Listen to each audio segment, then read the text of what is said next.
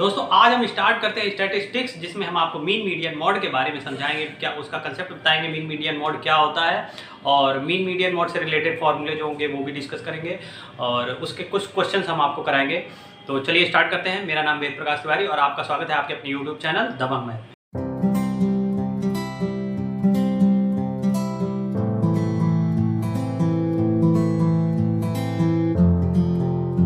दोस्तों जो statistic chapter बना हुआ है तो वो आपकी सांख्यिकी गणना के आधार पे है। मीन मीडियन मॉड क्या होता है, सबसे पहले स्टार्ट करते हैं। कोई हम एक डाटा ले लेते हैं, जैसे 4, 5, 6, 6, 7, 8। हमने एक डाटा ले लिया, एक और ले लेते हैं 9। हमने एक ये डाटा ले लिया, तो अब इस डाटा में क्या करना है, सबसे पहले हमको मीन निकालना है। तो मीन डाटा क्या होता है, मीन इन सबको जोड़ देंगे, यानी 4, 5, 6, 6, 7, 8, 9 इन सबको हमने ऐड किया तो हो गया 5, 4, 9, 6, 15, 6, 21 और 21, 7, 28, 28, 8, 36, 36, 9, 45। तो ये टोटल हो गया 45 और 1, 2, 3, 4, 5, 6, 7। तो 45/7 कैलकुलेट करेंगे। 7, 6, 42, 3, 7, 4, 28 और 2, 7, 7, 2, 14। तो 6.42 के लगभग ये हमारा आ जाएगा। ये मीन निकाला हमने। तो ध्यान दीजिएगा दोस्तों, ये मीन निकल गया। तो मीन का मतलब क्या होता है कि जो डाटा हमें दिया गया है वो डाटा को पूरा जोड़ देंगे और उनके नंबर से डिवाइड कर देंगे तो मीन आ जाएगा। दूसरा हो गया मीडियन। अब मीडियन देखते हैं। मीडियन का कंसेप्ट क्या होता है दोस्तों, मीन और मीडियन या मॉड ये सब चीज़ें जो होती हैं बिल्कुल बीच में सेंटर में ही हमको लाती है, यानी जनरल एक चीज़ निकल जाती है। जैसे कोई 50 साल का है, कोई 10 साल का है, तो उसके बीचों बीच यानी 25 साल या 30 साल जो भी आ जाए उसके बीच सेंटर में, तो वो चीज़ से रिलेटेड जो भी जो हमारा ये कंसेप्ट है वो सब मीन मीडियन मॉड ही होता है। तो मीन में देखिए 6.42, ये 4 और 9 जितनी भी डाटा है उनको बीचों बीच में लगभग 6.42 आएगा। मीडियन जब हम निकालेंगे तो मीडियन में क्या होता है दोस्तों, सीरियल से लिखते हैं, या तो असेंडिंग ऑर्डर या डिसेंडिंग ऑर्डर में। ये तो मालूम होगा आपको डाटा। तो 4, 5, 6, 6, 7, 8, 9 ये तो असेंडिंग ऑर्डर में लिखा हुआ है, आपको लिखने की जरूरत नहीं है। जैसे कभी डाटा दिया हो असेंडिंग ऑर्डर में ना हो या डिसेंडिंग ऑर्डर में ना हो, तो सबसे पहले उस डाटा को मीडियन निकालने के लिए दोस्तों, तो और अगर ये मीन निकालना हो तो मीन तो आसानी से निकल जाता है, लेकिन मीडियन निकालना हो तो उसको पहले हम असेंडिंग और डिसेंडिंग ऑर्डर में लिख लेते हैं। तो यहाँ पर असेंडिंग ऑर्डर में लिखा हुआ है। अब मीडियन निकालने के लिए बीचों बीच वाली चीज लेते हैं। 3 हमने इधर छोड़े, 3 हमने इधर छोड़े, बीचों बीच में आया 6, तो मीडियन हो गया यहाँ पे 6। तो इसका जो फॉर्मूला होता है, अभी हम फॉर्मूला भी बताएंगे, डिस्कस करेंगे दोस्तों।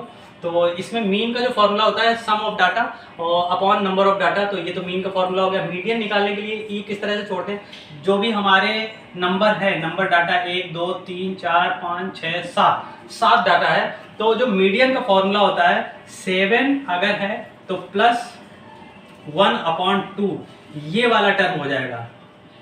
अगर यहाँ पे हमारा जो डाटा है ये सीधे सीधे ये आ गया, ये 6 आ जाएगा। 7 + 1 यानी 8, 8 को 2 से डिवाइड करेंगे 4 और 4 टर्म काउंट करेंगे 1, 2, 3, 4 तो आ जाएगा 6।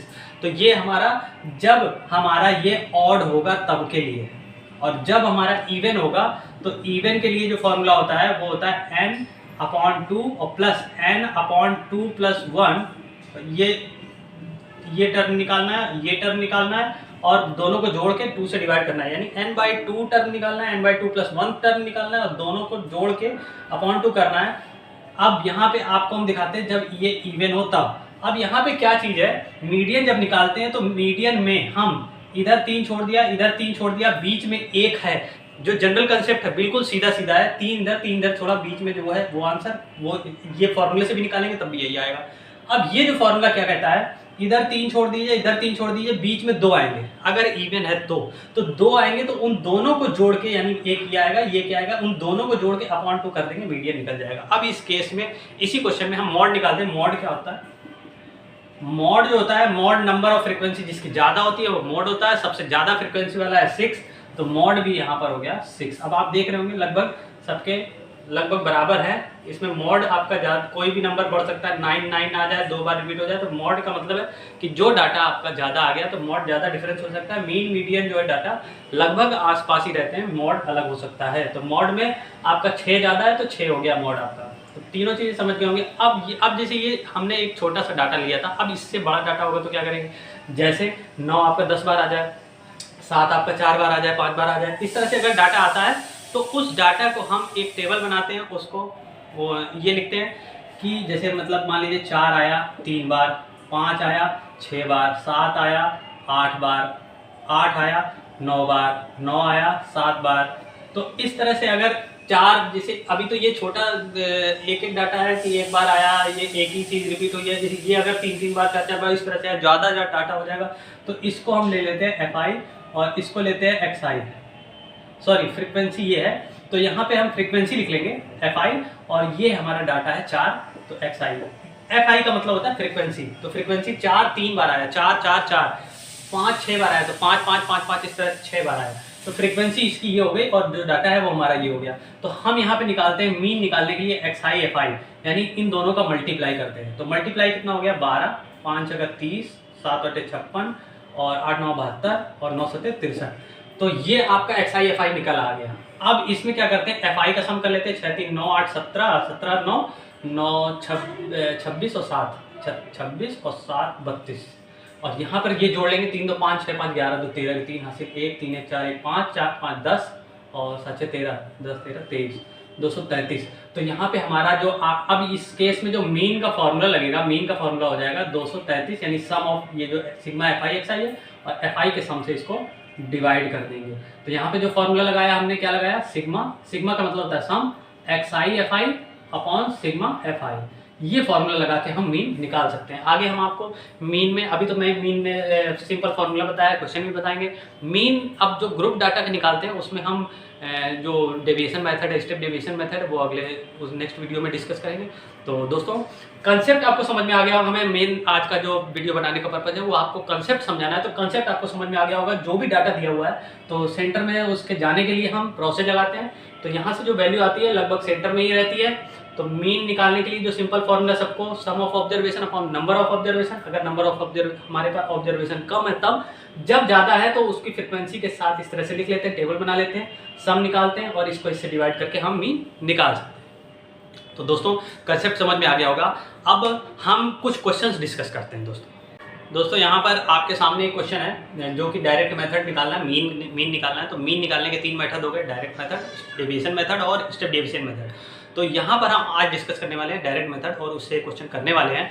तो डायरेक्ट मेथड निकालने के लिए आपको दिया हुआ है क्लास इंटरवल। दोस्तों अभी हमने अनग्रुप डाटा का डिस्कस किया था, ये ग्रुप डाटा का मतलब हो गया इंटरवल, इसमें होगा 10 से 25। तो 10 से 25 के बीच में, यानी जिन बच्चों के मार्क्स 10 से 25 के बीच में, ऐसे दो स्टूडेंट हैं, तो 10 से 10 नंबर और 25 नंबर के बीच में जिनके मार्क्स हैं, ऐसे 2 स्टूडेंट हैं। तो नंबर ऑफ फ्रिक्वेंसी हो गई 2, 25 से 40 के बीच में, 40 से 55 के बीच में, 55 से 70, इस तरह से 100 तक है। 10 से लेकर 100 तक के बीच में सब बच्चों के नंबर आए, तो सबकी नंबर ऑफ स्टूडेंट दिए हैं। तो 85 से 100 जो सबसे ज़्यादा स्कोरिंग करने वाले बच्चे हैं, उन 6 बच्चे हैं ऐसे क्लास में, तो इस तरह से टोटल दिया है। तो यहाँ पर हम कैसे मीन निकालेंगे आपको बता रहे हैं। तो सबसे पहले जो भी ग्रुप डाटा दिया होगा, ग्रुप डाटा का हम यहाँ पर क्लास मार्क यानी मीन निकालते हैं। तो 10 से 25 के बीच में क्लास मार्क जो होगा, दोनों को जोड़ के 2 से डिवाइड करते हैं, तो 25 10 35, यहाँ पर हम जोड़ेंगे 10 और 25, जोड़ने पे कितना आएगा 35, और 35 का आधा होगा 17.5, 17.5।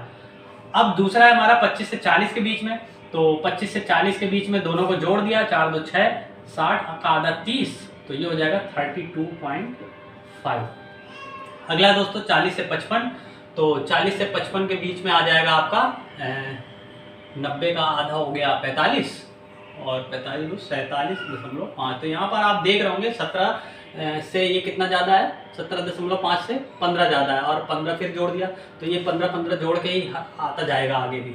तो इसमें और 15 जोड़ दिया, तो 5 7 5 12 की 2 हासिल 1 और 4 1 5 6 62.5, फिर से 15 जोड़ दिया तो आ जाएगा आपका 77.5, फिर से 15 जोड़ दिया तो यहाँ पर आ जाएगा 15, 7 1 8 और 7 5 12, 92.5। तो यहाँ पर दोस्तों आपने देखा कि सब क्लास मार्क निकल गया। अब यहाँ पे FI XI करते हैं, यानी ये जो क्लास मार्क होता है इसको XI और इसको FI दोनों को मल्टीप्लाई कर देंगे, तो 17 दूनी 34 1 35 यहाँ पे हो गया। फिर यहाँ पर इसको मल्टीप्लाई करेंगे तो 3 3 9 और 7.5, तो 97.5 हो गया। इसको भी कैलकुलेट कर लेंगे। तो इसी तरह से कैलकुलेट करके हम यहाँ पर देख सकते हैं दोस्तों, ये हमारा एफ आई एक्स आई निकल आया। अब हमको दो चीज़ों मीन निकालने के लिए दो चीज़ों का सम करना है। यहाँ पर ये एफ आई एक्स आई निकल गया है, दो चीज़ों का सम करना है। किसका किसका? एक एफ आई एक्स आई का सम करना है और एक एफ आई का सम करना है। तो इन सबको जोड़ दिया, 3 2 5 7 5 12 6 18 6 24 30। यहाँ पर तो ये 30 हो गया। अब इन सबको हम और जोड़ के लिख लेते हैं। तो ये जोड़ने पे आएगा 1860, इसको जोड़ा तो 1860 ये आ गया। अब जो मीन का फॉर्मूला है, जो डायरेक्ट मेथड कहता है, डायरेक्ट मेथड में इतना सब प्रोसेस हुआ, मीन जो निकालना है वो होता है sigma F I x I upon sigma F I. तो यहाँ पर हमारा सिग्मा एफ आई एक्स आई 1860 आ गया है और यहाँ पर 30 है, 0 से 0 कट जाएगा, डिवाइड करेंगे तो 3 6 18 3 2 6 62 आ जाएगा। ये हमारा आंसर हो जाएगा मीन।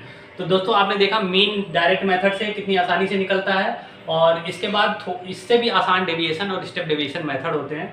तो इसमें बस केवल कैलकुलेशन करनी है, तो कैलकुलेशन करके ऐड करना है और आसानी से आप मीन इस तरह से निकाल सकते हैं। तो इसके बाद जो डेविएशन स्टेप डेविएशन मेथड है अगली वीडियो में हम करेंगे। तब तक के लिए अभी आप मीन के एक्सरसाइज के क्वेश्चन करिएगा और मीन के क्वेश्चंस करिएगा, डिस्कस करिएगा।